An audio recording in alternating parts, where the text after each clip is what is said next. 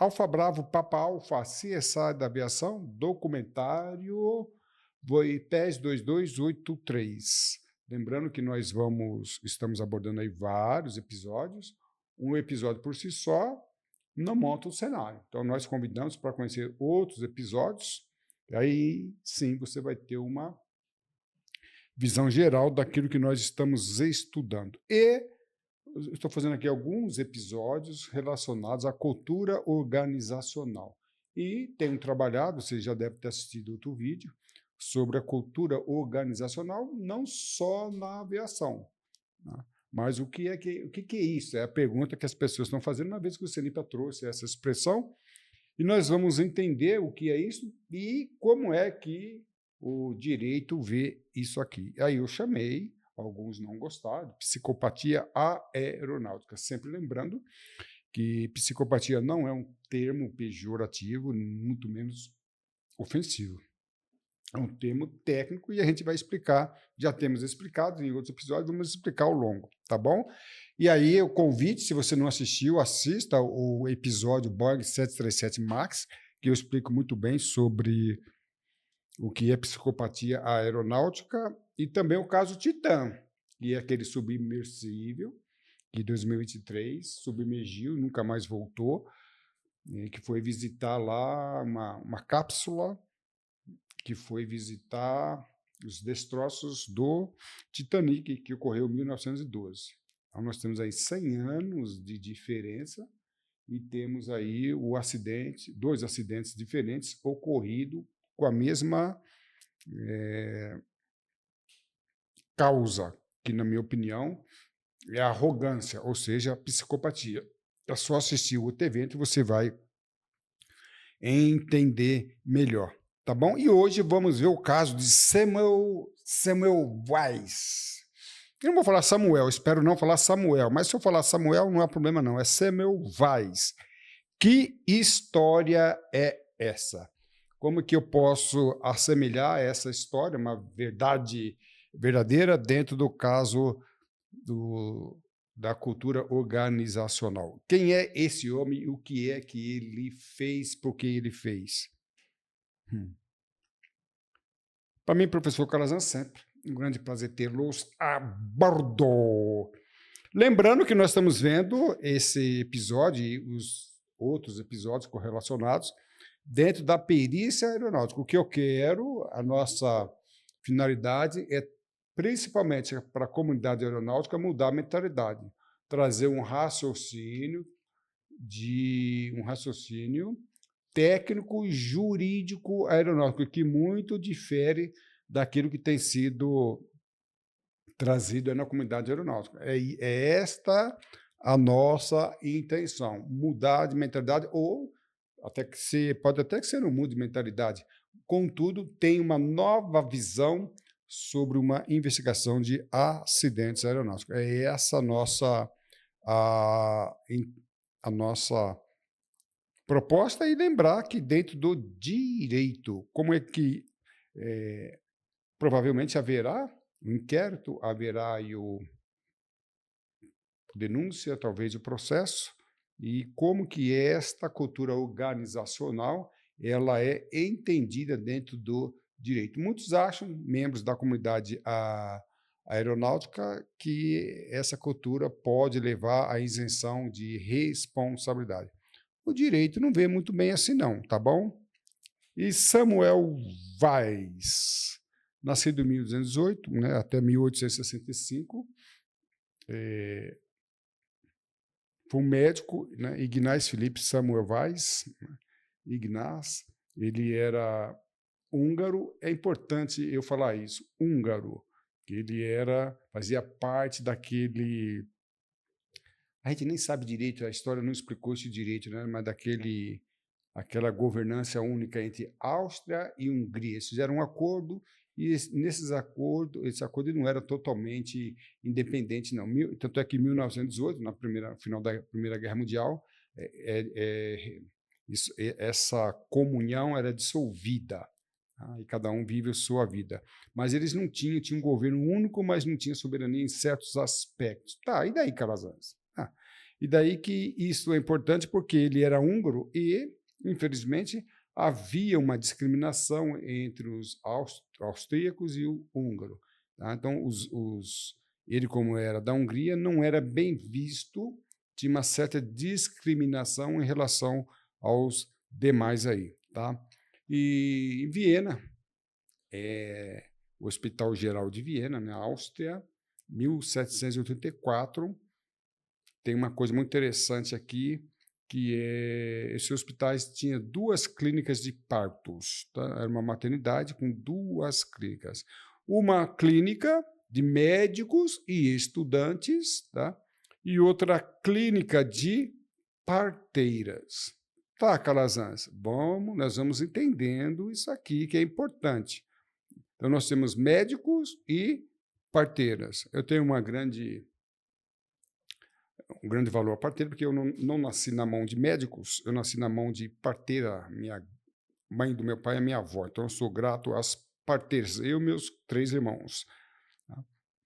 Mas médico, nessa época aqui, os médicos e as parteiras. Então, o que havia aqui? Havia também ali uma certa diferença. Um era médico, estudado, as outras parteiras. Então, essas 2 classes de profissionais, entre eles, não havia uma comunhão, havia uma certa diferença. Só que, olha que coisa interessante, havia eu vou falar aqui epidemia, endemia, isso aí ficou muito discutível, mas houve muitas mortes após o parto.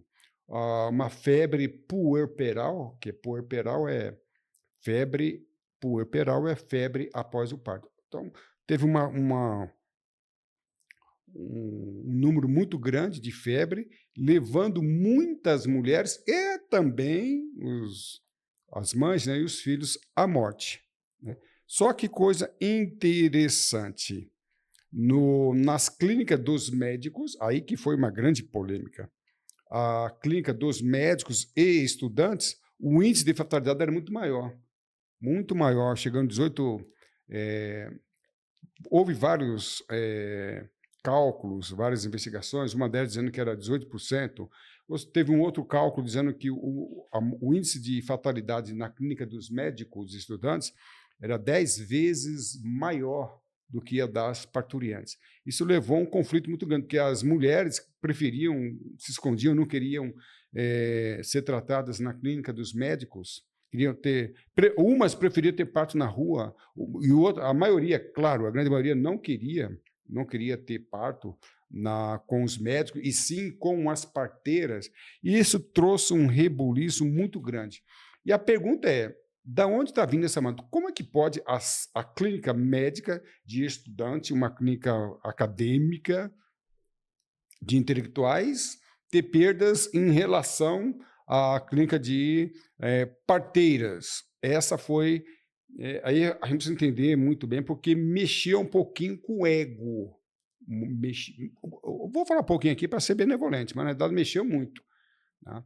Eu gosto de falar de ego, né? Porque se tem uma coisa que a atividade aérea é afetada, é por ego, nós vamos ver.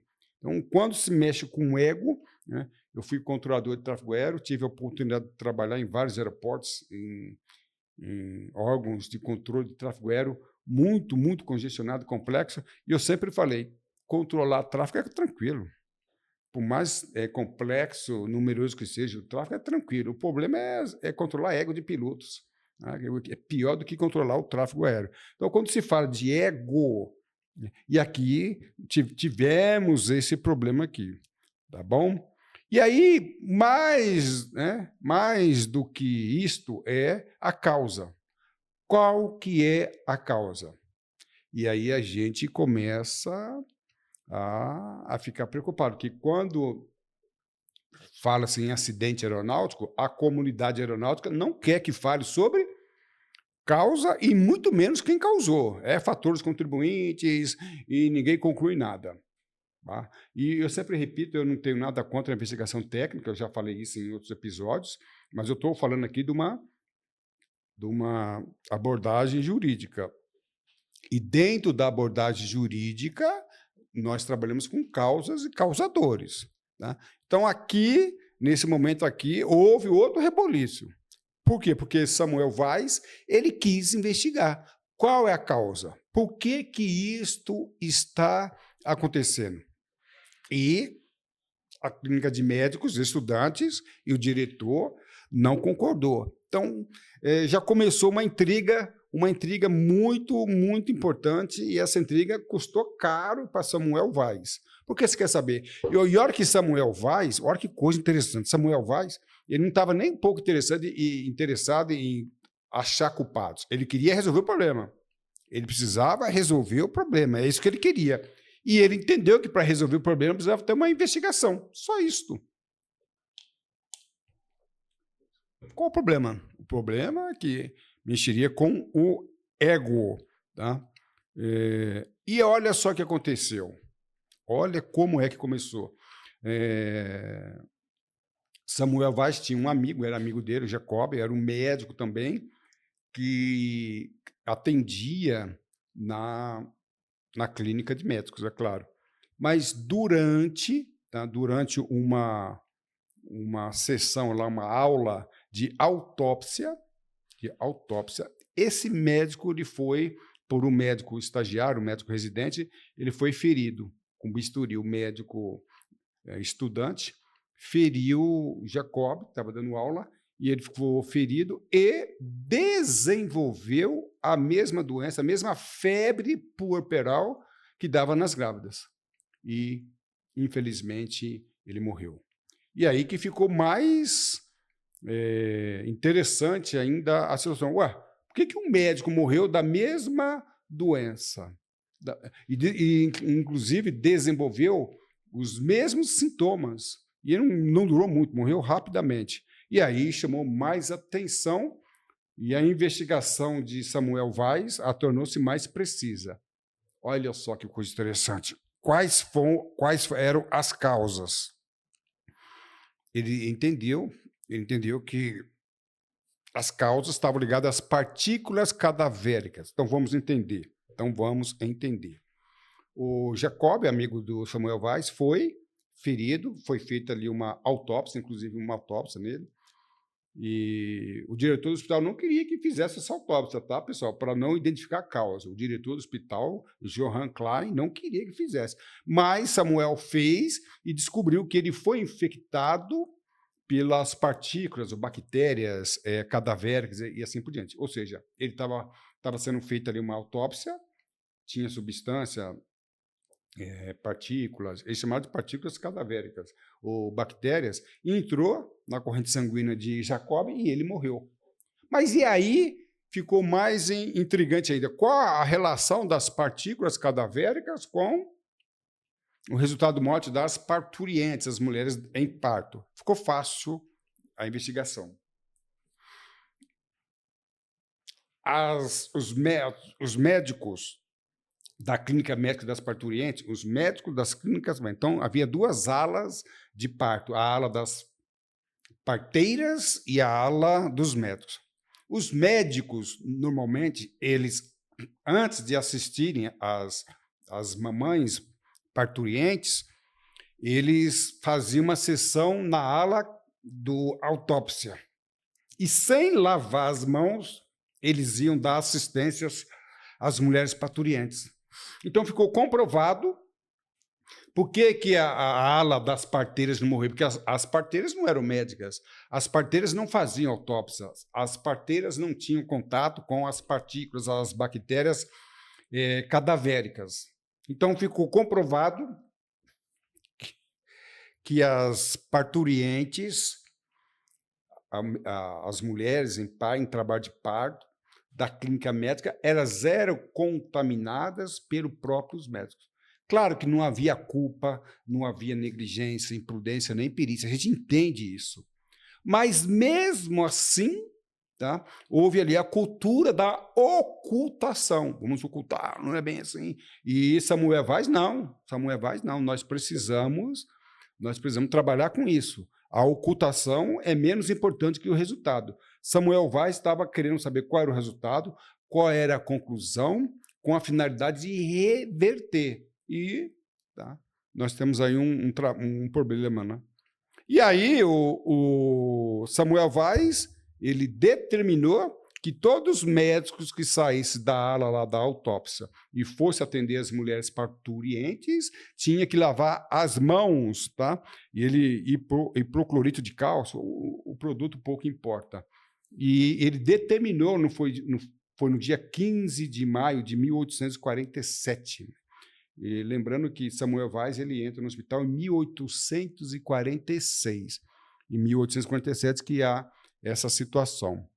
E, por incrível que pareça, houve um decréscimo da fatalidade. Incrível, incrível.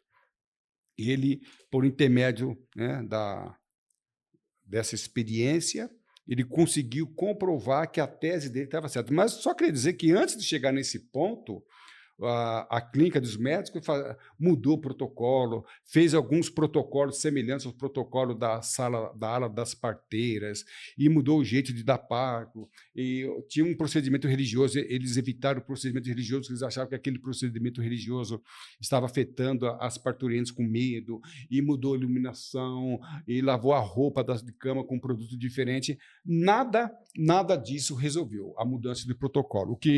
O que resolveu foi a lavagem de mãos. E ficou comprovado que o que estava contaminando era, assim, as bactérias cadavéricas levadas pelos próprios médicos. Isso não soou bem para os médicos. Lembrando que ele era húngaro, ele sofreu retaliações só porque ele descobriu. É por isso que a gente entra em psicopatia, psicanálise e neurociência. Né? Você não consegue conversar com o dono da razão, você não consegue mudar. O médico ali, diretor, Johann Klein, ele ficou doido, porque, na verdade, era um médico novo, contrariando o dono, melhor, o diretor do hospital, com um currículo lindo, maravilhoso. É muito para o ego dele. Você não consegue mudar o dono da razão, você não consegue mudar o narcisista, a pessoa que tem tem baixa autoestima, e nem o político radical. Não adianta falar. E tudo aquilo que Samuel Weiss apresentava como experiência era refutado, né? E, inclusive, sendo ameaçado não só ele, como também outros médicos húngaros. Os médicos austríacos não concordaram com muito isso, não. E a mudança foi significativa. Contra aos fatos, não há argumentos, mas para narcisista, para quem tem um ego aflorado, não tem. Eles apresentam o que nós chamamos de viés de confirmação. Eles traçam uma linha de pensamento e trabalham com viés, que a gente chama hoje de narrativa, e você não consegue mudar. E ele não conseguiu. Embora tenha apresentado resultados, ele tenha apresentado fatos, mas era muito para o ego. Lembrando que a aviação é uma atividade tomada de ego. E o dia 15 de maio é considerado o dia contra a infecção, ou dia do controle da infecção. Inclusive, em 2008, praticamente recentemente, o Brasil promulgou uma lei federal relacionada a esse fato. Então, dia 15 de maio, no Brasil, comemora-se também o controle da infecção, claro que está ligado a esse fato aqui, que foi dia 15 de maio de 1847, que Samuel Weiss determinou que todos ali lavassem a mão com aquele produto. E houve conforme eu falei, muita. Qual a solução? Ele achou o problema. Ele identificou o problema. Qual a solução?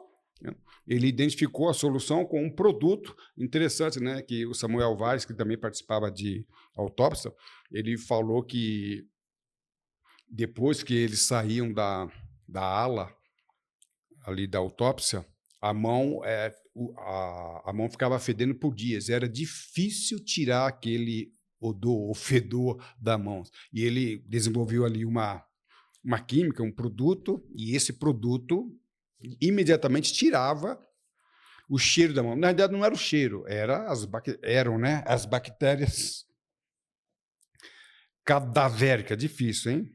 Tá?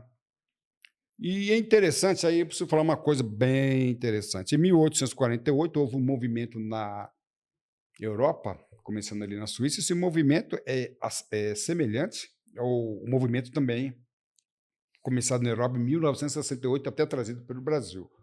68. Então, nós temos aí movimentos semelhantes em datas muito diferentes. Então, houve uma briga, uma revolução, uma mudança de mentalidade. Tá? E liberdade de aprender e liberdade de ensinar. Esse era o tema desse movimento. E lembrando que o diretor do hospital, Johan Klein, ele era mais conservador. E Samuel Weiss, não. E olha que Samuel Weiss, ele foi tudo dentro da técnica, da ciência, da ética. Ele não foi o que nós chamamos de revolucionário. Não. Ele só estava dentro desse contexto. Né? Mudança de mentalidade. Liberdade para aprender, liberdade para ensinar. Então, houve aqui um conflito de interesse, um conflito aqui de gerações, né? Muito interessante. E trouxe grandes problemas. Qual a causa? Quem causou o acidente? Não era a finalidade inicial do Samuel Weiss. Tá? O que causou? Né? E aí, aqui que fica uma coisa bem interessante, pessoal. A investigação. Nós sabemos que a investigação para fins de acidentes aeronáuticos não busca causa nem causadores. E tem um método bem diferente, uma metodologia diferente da investigação feita no inquérito, feita na denúncia ou no processo, numa ação. Né? São finalidades diferentes, metodologia diferente. Esse, para mim, é o ponto sensacional de Samuel Weiss. Samuel Weiss trabalhou com uma metodologia incrível, maravilhosa, tipo o que nós precisamos aplicar na aviação. Então, na aviação, são fatores contribuintes que não dizem nada. Repito, não sou contra a investigação técnica feita no Brasil pelo CENIPA e respeito, mas a abordagem não é uma investigação técnica administrativa. E nesse ponto, Samuel Weiss foi muito interessante, porque ele mudou uma concepção. Só que eu preciso falar, vamos jogar aqui psicanálise, psicologia, neurociências, o povo ali era uma mudança de mentalidade. E o povo ali, os técnicos não estavam preparados para isso, e ele sofreu muito, muito por causa disso. E o Dr. Johan Klein, algumas pessoas falam Klein, se eu falar Klein ou Klein, não haverá problemas, não. Então, e ele, como diretor, ele se sentiu afrontado, o ego dele, como que pode um médico novato, tendo sido... Ele praticamente tinha sido formado há uns 3 anos, quando ele entra no hospital. Então, ele tinha 3 anos formado. Como é que um garoto, em relação a ele, poderia descobrir uma forma e resolver um problema? É muito para o ego dele. E aí, muita retaliação, e houve aceitação de tudo aquilo que Samuel Weiss desenvolveu? Não houve. Tá? E aí eu vou desenvolver um histórico documentário sobre esse caso aqui, eu não vou deitar aqui, mas esse avião é o avião Comet. Tá? Ele provocou vários acidentes, ele sofreu, né, vários acidentes na década de 90. E não vou falar sobre detalhes, mas as janelas eram quadradas, tá? E trazia uma fadiga, uma fissura que comprometia os 2 motores, que, por incrível que pareça, os 2 motores ficaram inseridos nas asas. Mas eu não vou hoje trazer aqui um estudo. Mas o que eu quero dizer é o seguinte, quando começou a investigação, a fábrica era britânica e houve um grande interesse de ocultar as verdadeiras causas. Na realidade, houve uma causa, uma falha no projeto. Hoje você não vê mais janelas quadradas. Hoje, janelas de Boeing, Airbus, são todas redondas. Eu não vou explicar aqui por quê, mas houve aí um erro de projeto. E, na época, houve um princípio de ocultação das causas para preservar ali a empresa britânica que fabricava. Aí chega ninguém mais, ninguém menos que Winston Churchill, né, primeiro-ministro, né, principalmente na Segunda Guerra Mundial. Ele teve grande papel na Segunda Guerra Mundial, na defesa da França. Ele falou que, olha a expressão que ele usou, doa a quem doer, não interessa quem causou. Eu quero que esse problema seja resolvido. Gente, quando o Winston Churchill fala, doa quem doer, não interessa o que aconteceu, e não tem que ocultar as causas, ele abre a mente, tanto é que a aviação britânica, a investigação, quem conhece a investigação britânica, na Europa em geral, tem uma visão uma mentalidade muito diferente de muitos outros locais do Brasil, por exemplo. Não tem esse negócio de ocultar. Eu não tenho esse negócio de ocultar. Não estou ocultando nada. Eu quero que o problema seja resolvido. Tá bom? Causas. A causa é recomendações. O Samuel Weiss queria que as suas recomendações, e ele desenvolve, inclusive, um livro, se não me engano, o livro deu 200 páginas, mas conforme eu falei, essas recomendações não foram muito aceitas, muito pelo contrário, rejeitadas, e ele teve grandes problemas. Na aviação, a gente fala a mesma coisa. Eu conheço muitos acidentes que tiveram interessantíssimas recomendações. Eu cito o 907 Go Legacy, 2006, setembro de 2006, e eu vejo hoje profissionais da aviação, pilotos e controladores que não entenderam muitos assuntos relacionados à autorização. Lembrando que esse acidente teve como um tópico muito importante a autorização do plano de voo, que eu não vou entrar em detalhes aqui. E hoje nós estamos gravando aqui em agosto já, né? Estamos em agosto de 2026. O mês passado eu tive contato com uma autoridade aeronáutica falando coisas incongruentes em relação ao acidente e ao plano de voo. Então, não aprendeu nada. Será que nós teremos outro acidente? Eu quero deixar bem claro aqui, pessoal, presta atenção. Em 1985, eu nunca vou me esquecer disso. 1985, eu era aluno na Escola de Especialistas de Aeronáutica e era aluno no curso de controlador de tráfego aéreo. E o meu professor, não vou dar o nome dele, um professor falou, no Brasil ainda haverá um acidente por causa da autorização do plano de voo. Eu nunca vou me esquecer ele falando isso. Primeiro semestre de 2025, no período da tarde. Eu nunca vou me esquecer. Quando, em 2000, eu estava dando aula no curso de Ciências Aeronáuticas, quando eu fiquei sabendo do acidente. Foi numa sexta-feira, 29 de setembro. Eu nunca vou me esquecer. Fulano de tal falou isso. E olha que o acidente não tinha ainda sido investigado. E, exatamente, ele falou isso. Um dia haverá no Brasil um grande acidente aeronáutico por causa da autorização. E eu tenho para mim que essa pane não foi resolvida.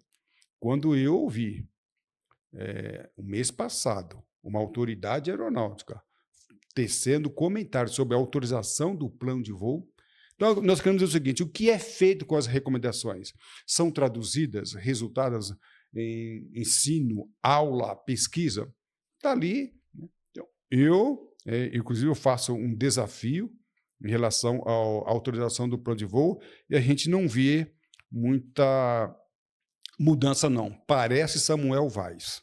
Né? No 907 tem muitas coisas ali. Outro dia eu vi um internauta falando que o piloto americano desligou o transponder. O CENIPA não comprovou isso, mas ele, que é internauta, não sei de onde, ele acha que é isso. Mas não é o caso de investigarmos esses acidentes. O que eu estou querendo dizer é o seguinte, mais importante do que a causa são as mudanças. Samuel Weiss ele descobriu a causa e queria mudança, mas era muito, não queremos causas, não queremos imputar, olha, a punição, ela atua contra a segurança de voo. Não dá para aceitar isso dentro do aspecto jurídico, não dá para aceitar isso. Ainda que seja uma verdade, e eu respeito muito dentro de uma investigação técnica, aqui a nossa abordagem é técnica jurídica. Tá? Olha aqui que coisa. Klein negou para os políticos a real situação. Ele negava. Então, lembra que eu falei em aulas anteriores? O que é o psicopata? O psicopata não vai pensar daquele camarada babando sangue com a faca assim, não. Ele é tranquilo. Psicopata, narcisista, normalmente não são violentos. Aparentemente não. Mas ele negou. Um dos traços da psicopatia é a negação. Samuel Weiss provou, mostrou os fatos, e mesmo assim eles resistiram, refutaram. Não adianta falar com um psicopata, com um narcisista, com o dono da verdade. Ele negou. Tá? A clínica das parteiras, olha que interessante, houve uma investigação nas duas clínicas. A clínica das parteiras abriu todos os documentos. Não, fica à vontade, faz o que vocês quiserem aí. E Samuel Vaz, que não era da clínica das parteiras, teve muito mais acesso às informações do que a clínica a que ele pertencia. Muito mais. Eu me lembro que, não muito tempo atrás, alguns anos atrás, aquela discussão se o CENIPA podia ou não ceder para a autoridade judiciária, delegado, promotor, juiz, a caixa preta, os dados do visualização radar, e eu vi uma manada boa de membros da comunidade aeronáutica, não pode dar, não pode dar. A pergunta que eu faço é o seguinte, por quê? Qual é o problema? Samuel Vaz era contra a ocultação. Winston Churchill era contra a ocultação, que acreditamos que a liberdade, a transparência... Alguém me perguntou esses dias, professor Calazans, é verdade que se houver acidente e investigação jurídica vai ser em sigilo? Eu falei assim, é típico de país de Tupiniquim, né? República das Bananas. Os países de primeiro mundo não têm essa política da ocultação. Se houve um acidente, qual o problema de ocultar? Por que vocês querem ocultar? Por quê? Qual a finalidade de ocultar? República das Bananas. E se tratando de justiça, nós entendemos, quem conhece o país, dá para entender que o país, o Brasil, não é nenhuma referência de justiça. Tá? Então, e um dos tópicos é a não transparência. Eu gostaria que tivesse transparência. Por quê? Samuel Vaz queria descobrir o problema e propor a solução. Se você oculta, então você que é passageiro, que usa o transporte público, talvez não tenha o direito de saber as causas do acidente. Vamos ver lá. É interessante aqui, né? Go Legacy, setembro de 2006, TAM 3054, julho de 2007. Então, nós tivemos no Brasil, em setembro de 2006, um acidente horrível, e menos de um ano, 2007, um acidente com 154 pessoas, vítimas fatais, aqui 199 vítimas fatais, resultando no número de 353. E vocês não vão acreditar.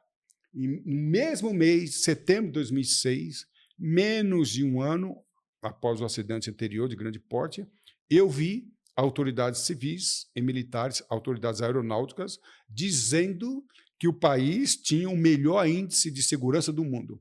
Faça-me o favor, né? Faça-me o favor. Isso é psicopatia. Isso é negação. Se você falar que até 2006 o Brasil apresentava um índice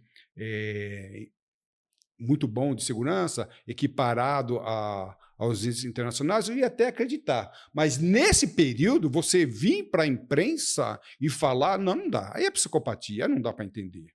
O problema maior, né, poderia até dizer, seria nobre, pessoal, nós, Brasil, tínhamos até agora um índice muito bom, equiparado aos índices internacionais de segurança de voo. No entanto, temporariamente perdemos esse índice e vamos fazer de tudo para recuperar.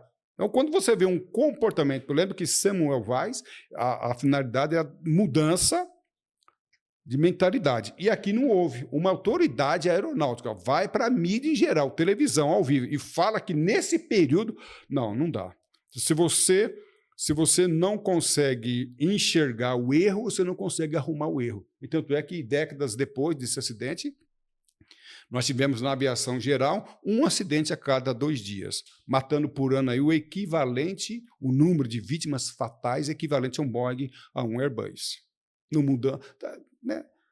Temos aí com excelente, o número, nossa, é excelente. Tivemos 2 acidentes, um com Boeing, um com Airbus, mas estamos dentro da normalidade, e isso é normal, não é nada disso, não sei.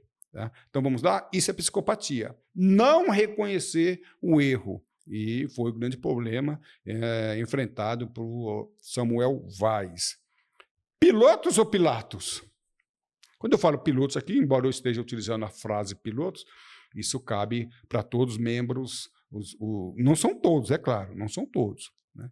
Mas a gente se lembra que Pilatos, ele sabia que Jesus era inocente, e direito romano, né? Lembra que Israel estava sob o jugo do direito, o direito romano, Roma, e não tinha soberania, não tinha autoridade jurídica. Podia até exercer, sacrificar Jesus, como foi o caso, desde que Roma autorizasse.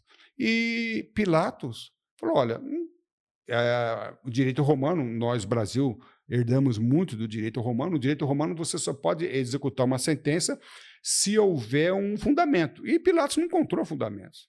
Não encontrou. Falou, ó, então eu lavo as mãos. Ele estava dando uma de inocente. Ele estava dando uma... Não, não é inocente, não. Ele quis se apresentar como inocente. Ele sabia, a mulher veio com o xixi, ó, eu tive um sonho, hein, Pilatos? Eu tive um sonho, e nesse sonho dizia que ele era inocente, mas não quis saber, lavou as mãos. Aí eu deixo bem claro, tá? Pilatos sabia que Jesus era inocente. Não conseguiu relacionar nenhuma conduta criminosa. Não conseguiu. E autorizou. Esse lavar de mãos não isenta de responsabilidade, não, hein? Então, vamos lá. Eu falo para a comunidade aeronáutica. Pilotos, controladores, você sabe de alguma coisa que está ocorrendo ilegalmente e você lava as mãos para isso? Ou você relata? Relata num livro de ocorrências? Relata num diário de bordo? Ou você acha que a tua conduta... Não, vou lavar as mãos. Dentro do direito, esse lavar de mãos não vai ser reconhecido. E vão descobrir. Não vão descobrir. Eu sempre deixo bem claro para as pessoas com quem eu dou aula, eu assisto, mecânico, ó, vocês ocultam, vocês fazem isso, mas numa investigação jurídica, isto vai ser descoberto, hein? Muito, muito cuidado com isso. Você é piloto ou Pilatos? Professor Calazans, não é bem assim que funciona. Profeta. E eu tive com um colega meu, esses dias, ele me ligou, nós conversamos. É um dos profissionais mais capacitados da aviação que eu conheço.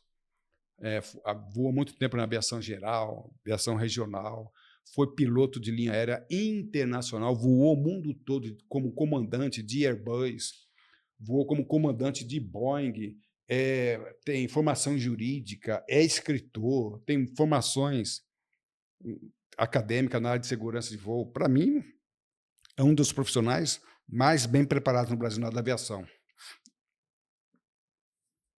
Ele falou, Calazans, me irrita, porque eu tenho todo esse nível de preparação e não sou chamado para os congressos. Aí ele vê, né, irritado, viu algumas pessoas despreparadas falando. Tem gente que faz o curso de segurança de voo na Tupim Juniquim e se considera especialista em aviação. Nunca exerceu nenhuma atividade aérea, nem como check-in, nem como mecânico, nem como piloto, nem controlador, e está dando aulas aí em instituições, está dando palestras, estão dando aí simpósio, e ele indignado, e eu também indignado, como é que esse profissional, com um preparo tão profundo e amplo, não é chamado? E um especialista que não é especialista, um advogado não é advogado, se você não tem experiência prática, redundância que eu estou falando, você não é especialista em aviação, coisa nenhuma. Mas são essas pessoas que estão dando aí a jurisprudência, estão falando, ou melhor, a doutrina. E eu falei para ele, ô amigão, você é profeta. Ele falou, como assim, Calazans? Você é profeta. Vamos remontar os tempos bíblicos. Daniel saiu ali de Israel e foi levado cativo, ele e seus amigos, Mesaque, Abidnego, Sadraque, né, também. E eles foram lá para Babilônia, o atual Iraque hoje, né, fazendo uma equivalência do território. E eles chegaram lá como nobres e deram assistência do rei. O rei apresentou, olha, esses aqui são nobres, são inteligentes, e assessoraram o rei. Mas o primeiro dia que Daniel falou alguma coisa que contrariou o rei, cova dos leões. Primeiro dia que os amigos de Daniel, Sadraque, Mesaque e Abednego falaram algumas coisas que contrariaram o rei, fornalha para eles. Não tem conversa. Eu falei para ele, você fala o que a comunidade aeronáutica precisa ouvir. Você não fala o que eles querem ouvir. Né? No passado havia profetas, né? Havia profetas que eram pagos para mentir. Houve esse caso. Então eu falei para ele, essas pessoas estão se saindo bem com péssima formação, por quê? Porque elas falam o que a comunidade aeronáutica quer ouvir. Não existe profeta no reino. Não existe. Profeta, Jeremias profetizava ali contra tudo de errado ali, foi para o calabouço. Então, profeta é calabouço. Não existe profeta no reino. Samuel Vaz, hoje ele é reconhecido, a medicina reconhece Samuel Vaz, mas morreu no calabouço. Inclusive, Samuel Vaz, ele foi internado com suspeita de loucura, desculpa o termo, é outra esquizofrenia, e mataram ele a paulada 20 dias depois da internação. Ele saiu, o contrato dele não foi renovado pelo John Klein, ele voltou para a Hungria, né? Voltou para a Hungria e inventaram uma doença para ele, né? E tomar contato dessa doença, ele morreu a paulada. Deram paulada nele, né? E aí eu falo, profeta, ó, não conheço profeta no reinado. Não conheço profeta que divide o reinado. Né? Você via ali João Batista, falava ali o que era para ser falado, mas Herodes não gostou. Quem menos gostou ainda foi a esposa dele, Herodias. Corta a cabelo dele. E o Herodes não queria matar, que Herodes gostava dele. Né? Herodes confiava nele. Quando a filha da mulher dele dança lá, o que você quer? Pede o que você quiser. Ela pediu, eu quero a cabeça de João Batista. Então essas pessoas não estão preocupadas com a vida. Decola, morre, não tem problema nenhum, não. Decola.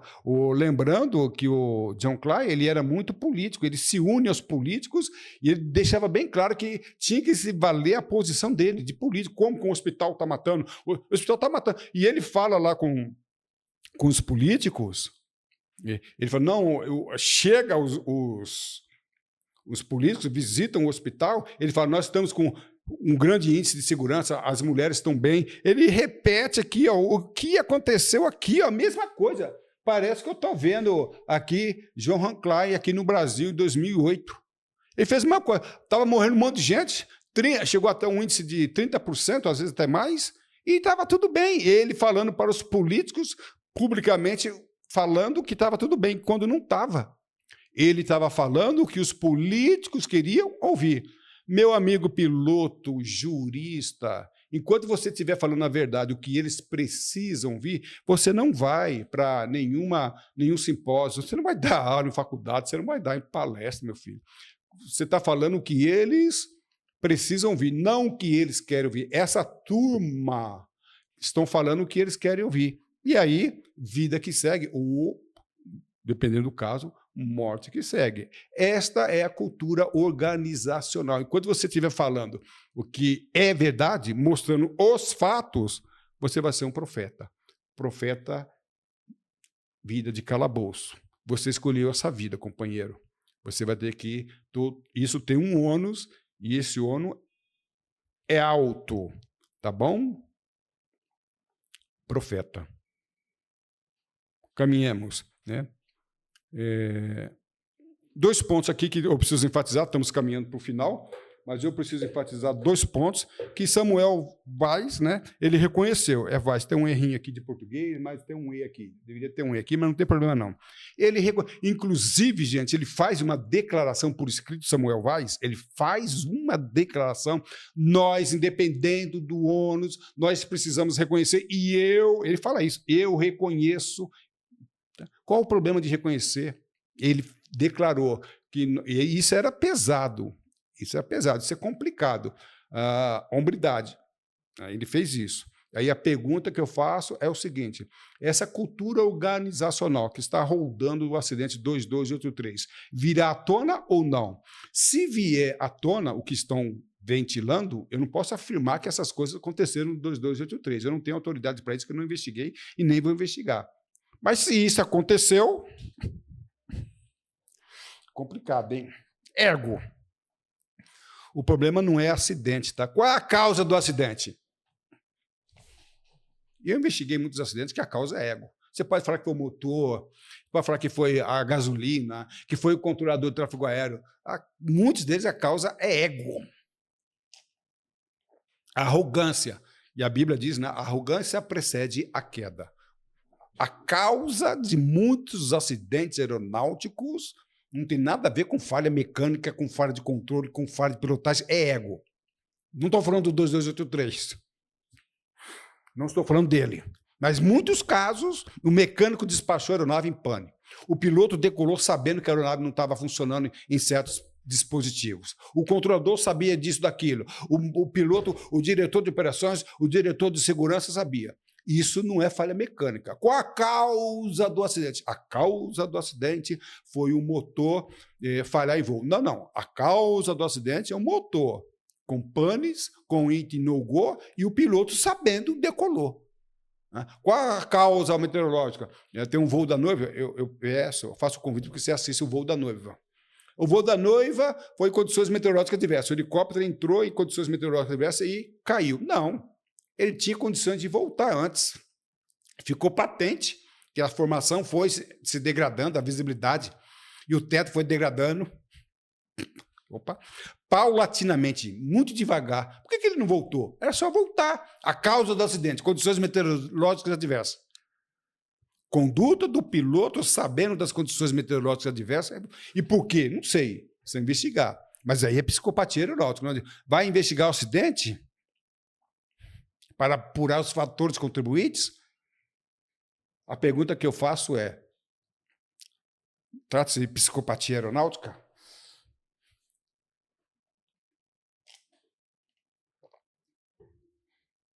Qual o destino dele? Não foi renovado o seu contrato, voltou lá para a Hungria, todo mundo fala húngara, voltou para a Hungria, Ignaz, Felipe São. Hoje, né, ele é bem reconhecido, né? Não houve reconhecimento de todo o trabalho dele, não houve no momento, e não houve também aceitação das suas recomendações. E você, meu piloto amigo profeta, talvez só depois que você morrer, porque por enquanto não, tá? E é interessante que Ignaz ele veio para Viena para se formar em direito. Aí assistiu uma aula de autópsia, ficou encantado com a medicina, fez vestibular e passou, se tornou médico. O que eu queria dizer é o seguinte, tá? Ele não era advogado, promotor, não era. Mas ele desenvolveu um trabalho lindo, maravilhoso, dentro da concepção jurídica, no que se refere a uma investigação. E é o que nós estamos querendo fazer, é o que eu estou conversando aqui na Mudança de Mentalidade. A minha concepção é falar sobre investigação técnica jurídica. E ele fez isso com uma destreza que deixa muito perito aí no chão. O que esse homem fez, a investigação, não foi uma investigação puramente técnica.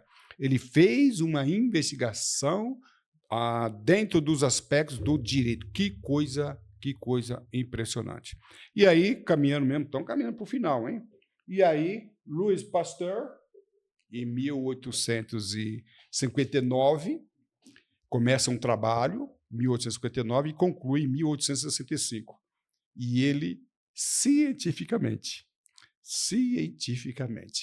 ele prova que Samuel Weiss estava certo. Ele foi contratado por uma empresa para fazer um estudo sobre vinhos, e aquilo que o Samuel Weiss comprovou, que alguns dizem de uma forma empírica, ele provou e cientificamente. E aí sim foi aceito, mas até lá acreditamos que muitas pessoas morreram. Então, Louis Pasteur, ele confirmou tudo aquilo que o nosso amigo aí, Samuel Weiss, distribuiu. Tá bom? E assim nós caminhamos. E, para mim, o Samuel Weiss, em muitos casos de acidente aeronáutico, eles são solúveis, são resolvidos dentro da área da psicologia, psicanálise e neurociência. Eu poderia dizer que a comunidade aeronáutica está doente. Eu falo isso com toda destreza.